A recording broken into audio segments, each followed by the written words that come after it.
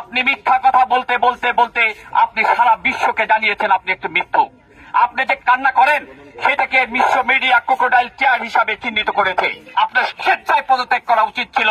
প্রতিবাদ জানাবো আমাদের শহীদ যারা এই নবপ্রজন্মের মুক্তিযুদ্ধ করছে, তাদের মধ্যে যারা শহীদ হয়েছে তাদেরকে স্মরণ করে, এবং ধিক্কার জানাবো আমরা যে প্রধানমন্ত্রী, যে রাষ্ট্রের অভিভাবক, সে মিথ্যা বলে যাচ্ছে, সেইগুলিকে ধিক্কার জানানোর জন্য আজকে আমরা দাঁড়িয়েছি। আমি খুব সংক্ষিপ্ত ভাবে বলতে চাই, আপনি এখনো মিথ্যা বলছেন। আপনি মিথ্যা কথা বলতে বলতে বলতে আপনি সারা বিশ্বকে জানিয়েছেন আপনি একটু মিথ্যু। আপনি যে কান্না করেন সেটাকে বিশ্ব মিডিয়া ক্রোকোডাইল টিয়ার হিসাবে চিহ্নিত করেছে। সঙ্গত কারণে আমরা বলতে চাই, আপনি এখন উল্টে দিয়েছেন আপনার বয়ান। এখন আপনি বলেন আপনার মেট্রো রেলের চেয়ে জীবন নাকি আপনার কাছে মূল্যবান, অনেক মূল্যবান প্রাণ ঝরে গিয়েছে। অথচ ধিক্কার জানাতে চাই, আপনি এখনো শহীদদের লিস্ট করতে পারেননি। আপনি তাদের তালিকা করে এখনো জাতির সামনে প্রকাশ করতে পারেননি। আপনার লজ্জা থাকা উচিত। ক্রমাগত ভাবে ইন্টারন্যাশনাল মিডিয়া আপনাকে যেভাবে বলছে আপনি কিন্তু বুঝছেন না। আমরা বক্তব্য সংক্ষিপ্ত করতে চাই, একটা কথাই বলতে চাই, আমরা এখন আর ছাত্র নই। আমরা আমাদের ছাত্ররা আমাদেরকে যে পথ দেখিয়ে দিয়েছে সেই পথে আমরা হাঁটবো। আমরা অভিভাবকরা হাঁটবো, আমরা শিক্ষকরা হাঁটবো, আপামর জনতা হাঁটবো।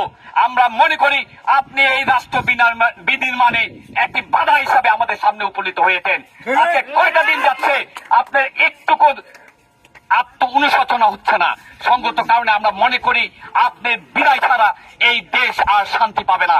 সঙ্গত কারণে আমরা আপনাকে বিদায় করে থাকবো যতক্ষণ পর্যন্ত আপনার হুঁশ হবে না। আপনার স্বেচ্ছায় পদত্যাগ করা উচিত ছিল, আপনি দায়ভার নিচ্ছেন না। সঙ্গত কারণে আমরা বসে থাকবো না। আগামীতে সবাইকে আমি সাধুবাদ জানাই, বিশেষ করে ডাফোডিল ইউনিভার্সিটি থেকে যে শিক্ষকরা আমাদের সাথে সংহতি জানিয়েছেন তাদেরকে আমরা জানাই সালাম।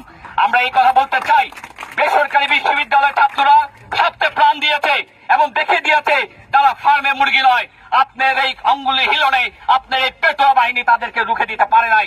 সঙ্গত কারণে আগামীতে সকল শিক্ষা প্রতিষ্ঠান, সকল সবাই আমরা যদি এইভাবে জেলে নিতে থাকেন, আমরা স্বেচ্ছায় কারাবরণ করব। দরকার হলে আমরা সবাই জেল ঘেরাও করবো, তবুও আমাদের ছাত্রছাত্রীদের নিরাপত্তা দিতে আমরা কুণ্ঠাবোধ করবো না। আমি সম্মানিত সকলকে এবং ছাত্র প্রতিনিধিদেরকে জানাই সালাম, সাংবাদিকদেরকে জানাই এই যুদ্ধে আপনারা আমাদের প্রধান অস্ত্র।